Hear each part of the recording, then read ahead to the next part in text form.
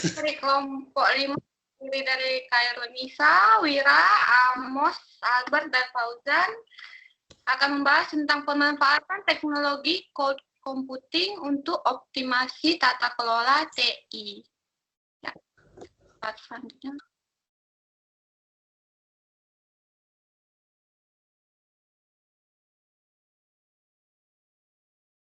Pembahasan IT Governance. Yang pertama adalah COBIT atau Control Objective for Information and Related Technology. Adalah salah satu framework tata kelola teknologi informasi yang telah diadopsi secara global untuk membantu organisasi dalam menyelaraskan tujuan bisnis dengan teknologi. Framework ini dikembangkan oleh Ishak dan diperbarui untuk menjawab kebutuhan organisasi yang dinamis.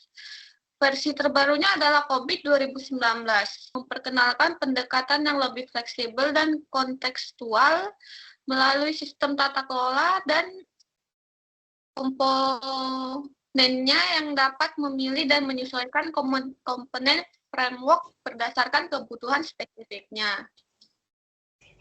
COBIT mengedepankan prinsip-prinsip desain seperti agreement goal cascade, performance management, dan governance system digital.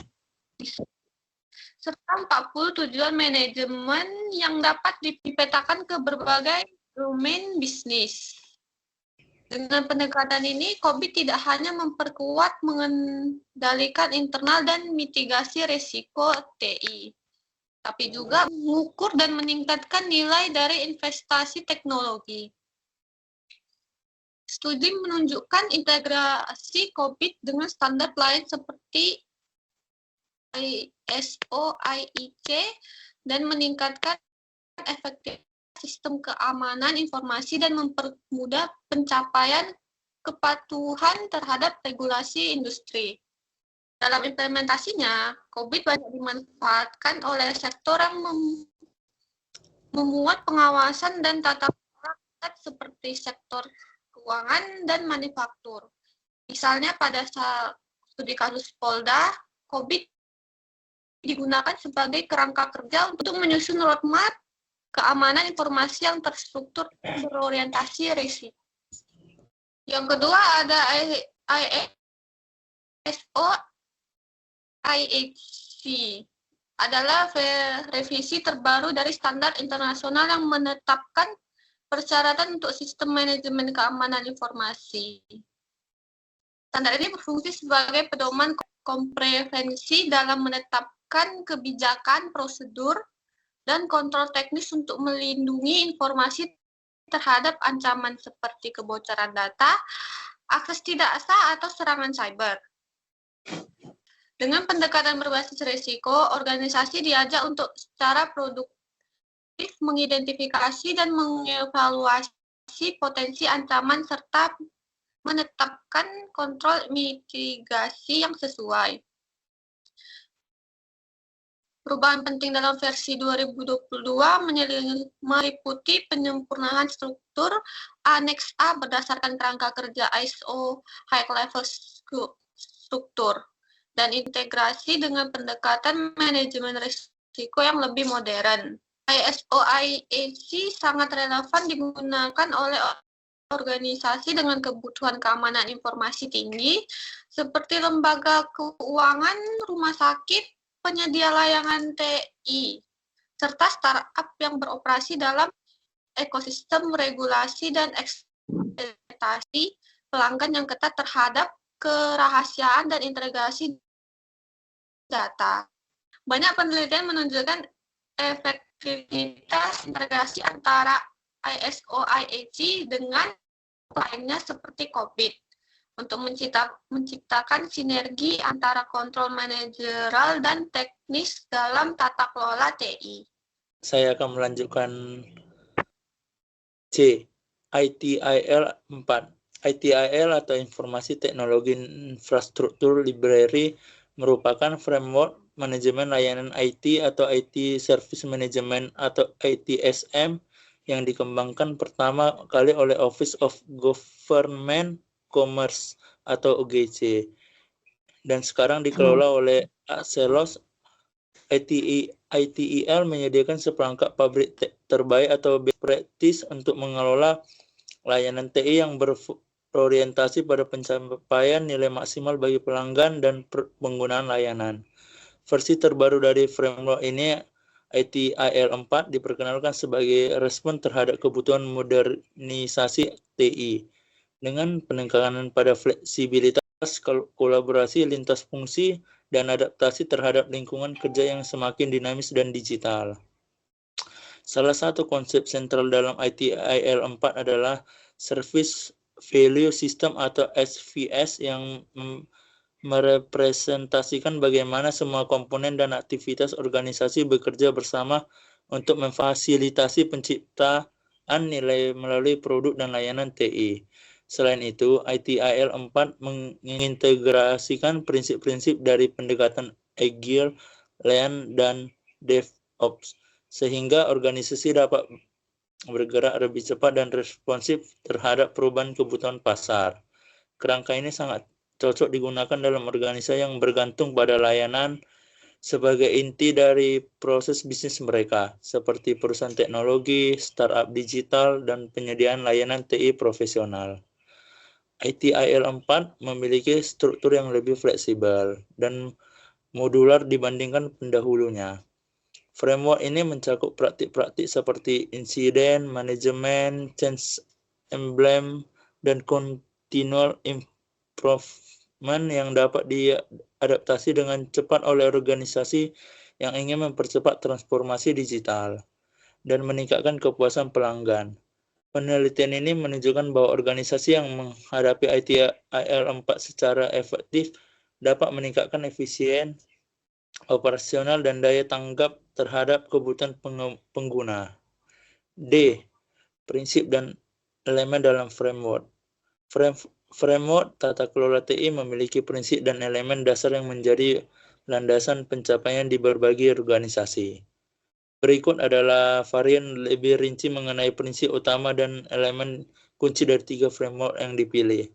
Pertama, framework COVID 2019. Prinsip utamanya ialah menekankan pada goal alignment, sistem tata kelola yang adaptif, serta faktor desain organisasi. Elemen kuncinya adalah komponen governance system atau proses struktur organisasi kebijakan dan informasi sebagai aset strategis. Kedua, ICOE atau IAC. Prinsip utamanya ialah menitik beratkan pada 3 aspek utama keamanan informasi, yaitu kerahasiaan atau confidentiality, integritas atau integrity, dan ketersediaan atau availability. Elemen kuncinya adalah siklus hidup ISMS atau penilaian risiko, risk assessment, dan kontrol keamanan yang terdokumentasi. Yang ketiga, ITIL 4.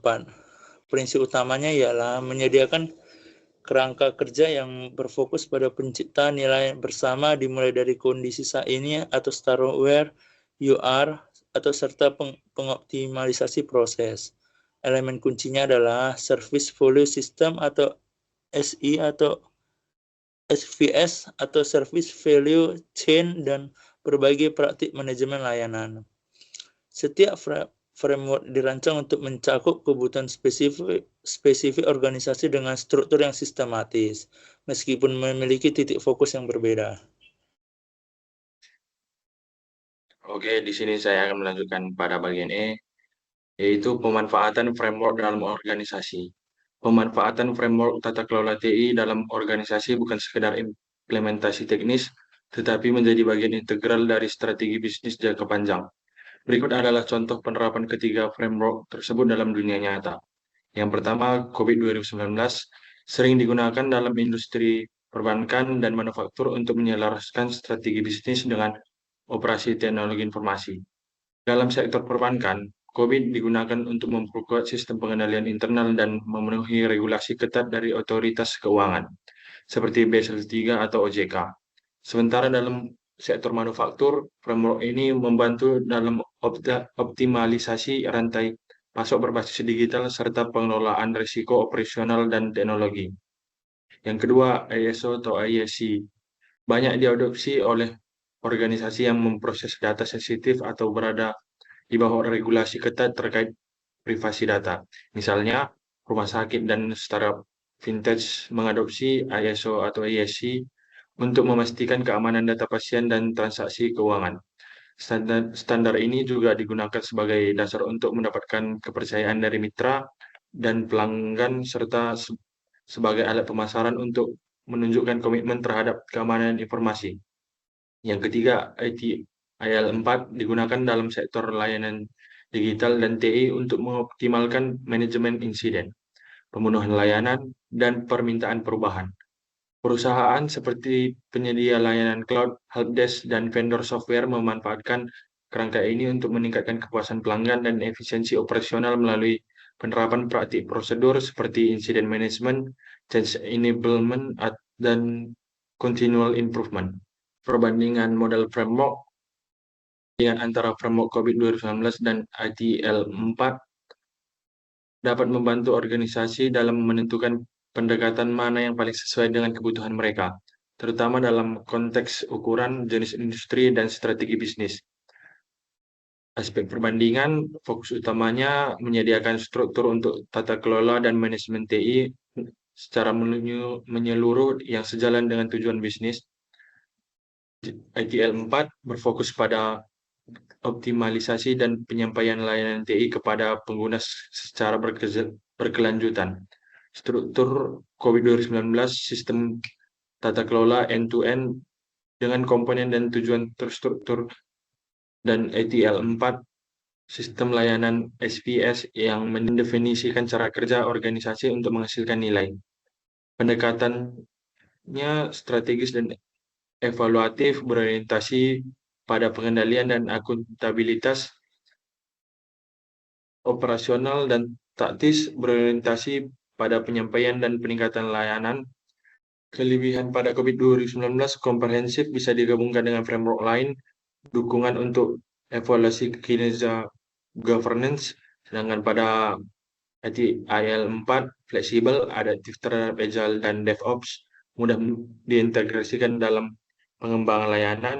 Kekurangan COVID-19 memerlukan sumber daya besar untuk implementasi penuh dan pelatihan mendalam, sedangkan pada ITIL 4 tidak secara eksplisit mencakup aspek tata kelola strategis dan audit TI. Dengan memahami karakteristik masing-masing framework, organisasi dapat memilih atau mengombinasikan framework yang paling sesuai berdasarkan tingkat kematangan TI dan tujuan strategis mereka. Oke, saya lanjut ke bab 2, pembahasan perangkat dan pemanfaatan dalam organisasi. Penjelasan terkait perangkat yang dipilih dalam konteks tata kelola teknologi informasi atau TI. Pemilihan perangkat dan teknologi yang dapat merupakan elemen fundamental yang menentukan keberhasilan implementasi framework seperti COVID-19, ISO atau IEC 2022, dan ITIL 4. Di antara berbagai teknologi yang tersedia, cloud computing atau komputasi awan yang telah menjadi pilar utama dalam mendukung transformasi digital dan tata kelola TI modern. Cloud computing menyediakan infrastruktur TI yang bersifat elastis, scalable, dan berbasis layanan, memungkinkan organisasi untuk mengakses dan mengelola sumber daya komputasi sesuai kebutuhan tanpa investasi awal yang besar dalam perangkat keras. Model layanan yang ditawarkan dalam cloud seperti infrastruktur as a service atau IaaS, platform as a service PaaS, dan software as a service atau SaaS memberikan fleksibilitas dan tanggung jawab yang bervariasi kepada pengguna tergantung pada tingkat kontrol yang dibutuhkan. Selain efisiensi biaya, teknologi cloud juga menawarkan manfaat dalam hal portabilitas layanan, ketersediaan tinggi, dan kontinuitas bisnis. Keunggulan ini menjadikan cloud sebagai fondasi penting dalam pembangunan arsitektur TI modern yang dapat dikontrol dan dikelola melalui kerangka kerja tata kelola yang terstandarisasi. Penggunaan perangkat dalam organisasi. Implementasi cloud computing dapat dipadukan secara strategis dengan framework tata kelola TI untuk meningkatkan efektivitas pengelolaan layanan, keamanan informasi, dan pengambilan keputusan berbasis data. Perangkat yang digunakan dalam organisasi seperti COVID 2019, framework ini menekankan pentingnya pengelolaan aset dan infrastruktur TI secara efisien melalui domain seperti manage infrastruktur dan ensure risk optimization. Dengan dukungan cloud, organisasi dapat mengotomatiskan proses pemantauan, provisioning, dan deployment infrastruktur secara real-time. Layanan seperti cloud-based, dashboard, dan AI-driven analytics mendukung prinsip COVID dalam memperkuat decision-making yang berbasis metrik kinerja dan risiko.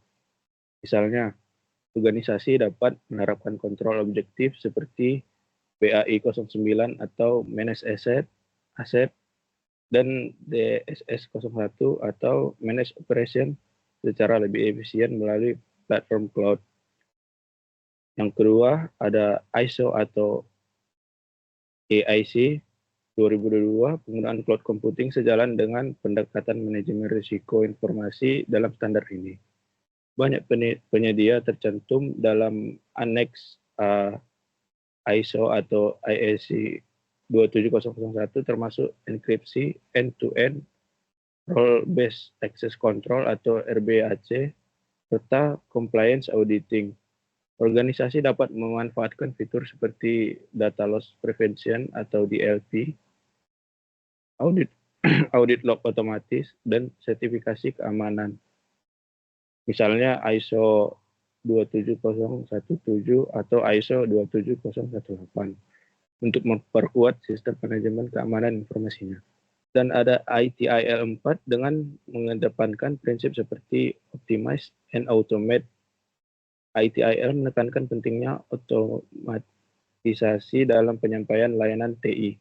Layanan cloud memungkinkan proses seperti incident management, deployment pipeline, dan monitoring service performance yang dilakukan secara otomatis dan terintegrasi.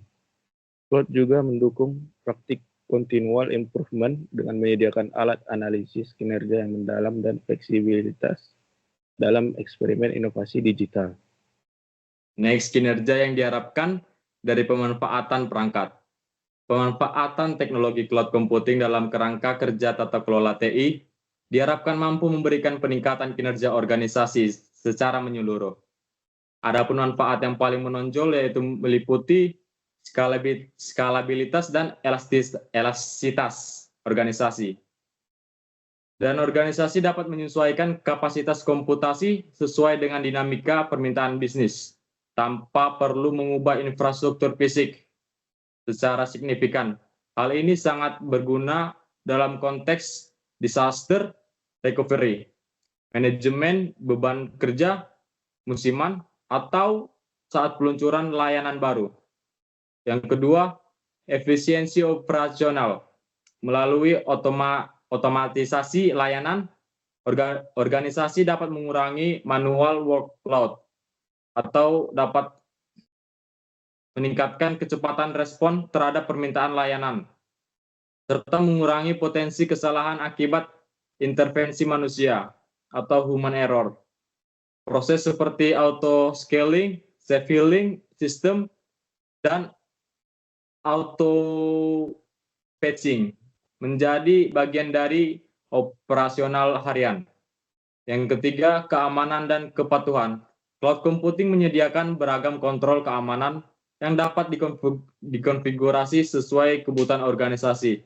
Selain itu, penyedia layanan umumnya telah terverifikasi sesuai standar industri, sehingga mempermudah organisasi dalam memenuhi kewajiban kepatuhan dan termasuk regulasi seperti GDPR, AI, PAA, atau standar lokal seperti PP nomor 71 tahun 2019 di Indonesia. Keempat, inovasi dan agilitas. Cloud memungkinkan organisasi untuk mengakses teknologi terbaru seperti machine learning, big data analisis, dan blockchain tanpa membangun infrastruktur dari nol. Ini mempercepat proses inovasi dan adopsi teknologi sekaligus meningkatkan daya saing organisasi di pasar digital yang sangat kompetitif. Dengan demikian, integrasi cloud computing ke dalam kerangka kerja tata kelola TI seperti framework yang digunakan yaitu COBIT 2019, ISO atau IEC 27001, dan ITIL 4 bukan hanya relevan, tetapi merupakan langkah strategis dalam membangun ekosistem TI yang tangguh, aman, dan adaptif terhadap perubahan. Baiklah, sekian terima kasih. Itu saja yang bisa kami sampaikan. Maaf bila ada salah kata.